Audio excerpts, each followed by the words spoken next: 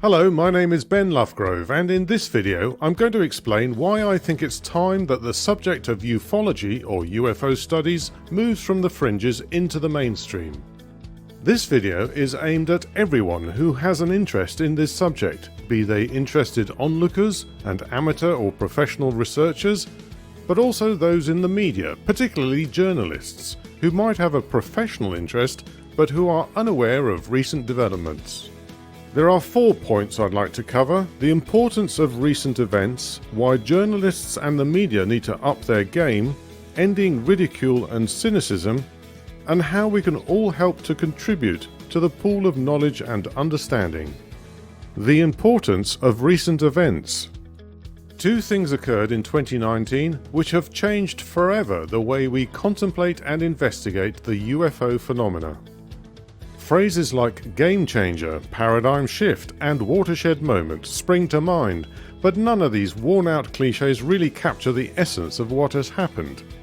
The first event was when the US Navy announced a change of guidelines for all personnel with regard to the reporting of what it terms UAP, Unidentified Aerial Phenomena.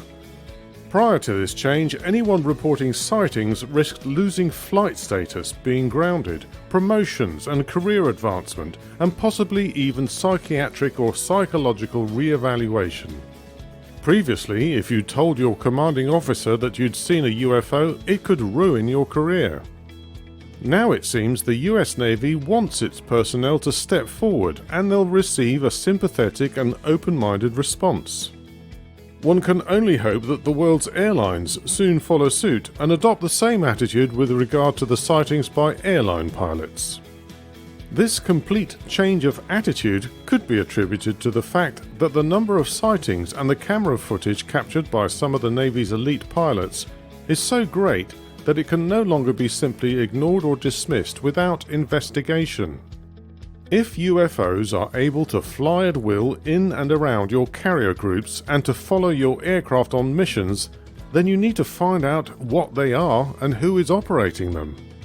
If these same objects demonstrate flying characteristics that not only outperform the best technology that the USA can put in the air, but which defy the known laws of physics, then they are worthy of serious study, if only because of the threat they may pose to aircraft and the ships they follow. The second significant event was the announcement, again from sources within the US Navy, that the videos of UFOs widely circulated in the media, captured on IR cameras of Navy aircraft in 2004 and 2015, are real videos. It had been suggested that the videos were faked and therefore unworthy of any attention. But with these nods from the Navy, everything about them was put into focus.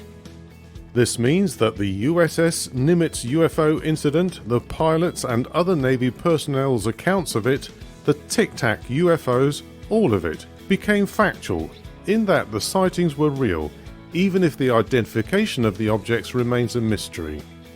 Secondly, why journalists and the media need to change gear. For some 80 years, ufologists have been investigating, interviewing and publishing, and yet the world still struggles with the idea that there are advanced forms of technology flying around in Earth's atmosphere. Of course, these announcements don't prove every incident or sighting of the past 8 decades is real, but what they do show is that the time for scoffing and cynicism is past. No one with any sense of reality and responsibility can simply dismiss the sightings of UFOs buzzing around battle groups and missile silos unidentified and unchallenged. We have to find out what they are, who is operating them, and why they seem so interested in the military. The comfort of blissful ignorance is no longer an option. Nor is the haughty, condescending laugh of a TV presenter who, when interviewing an eyewitness, is disrespectful and chips in with inappropriate remarks. Any eyewitnesses who have had close encounters of any type, who have seen black triangles flying silently through the still night air, or bright lights zigzagging about in ways that are impossible for known aerial phenomena, will probably be thinking, "What took you so long?" Journalists, in the words of the late Stanton Friedman, need to do their job. They need to investigate as thoroughly and meticulously as they would any political scandal or financial impropriety, and to keep an open mind to any possibilities. Journalists also need to study the history of ufology that dates back to the Foo Fighters of World War II.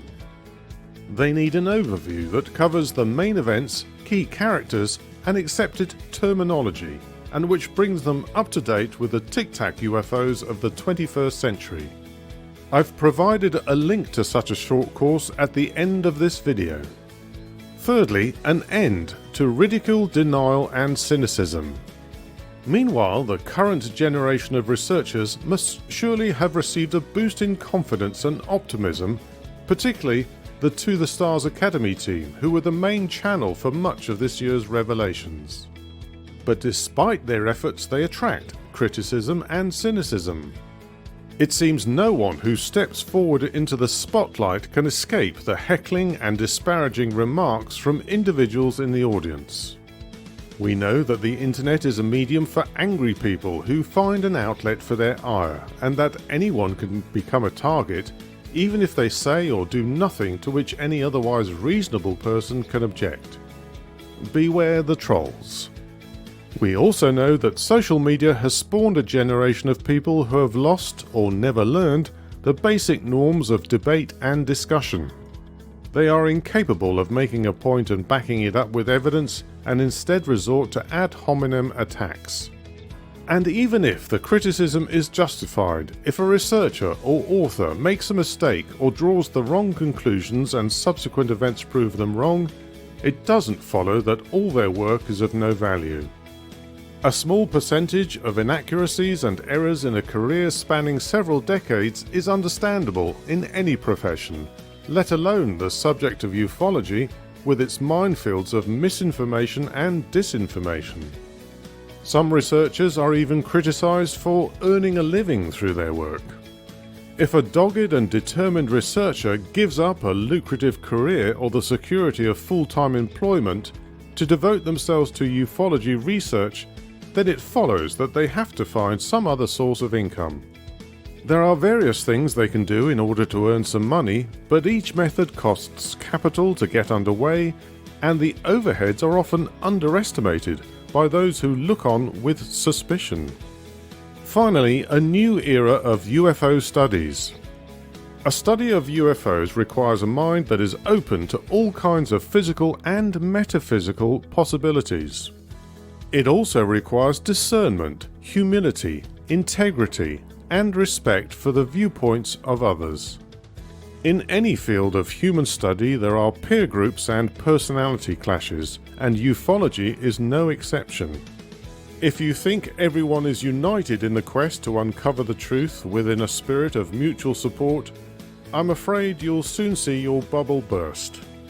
On the one hand, there is healthy debate and heated argument, but there are also occasional accusations and personal attacks that are borderline defamation. There's no answer to the age-old problems of rivalry among people on the same path. You just have to be ready for sharp elbows. How you react is up to you. In the meantime, we can at least check everything for accuracy ourselves and check our sources. We can point out other possibilities without sneering or being dismissive. We can tolerate newcomers to the field of UFO studies without making their first steps into the bewildering world uncomfortable. As ever, education and meticulous research is fundamental. Thanks for watching and listening. Post a comment below with your thoughts. Give this video a like and share it with others who might be interested in these topics. And don't forget to subscribe to my channel for more videos on this subject.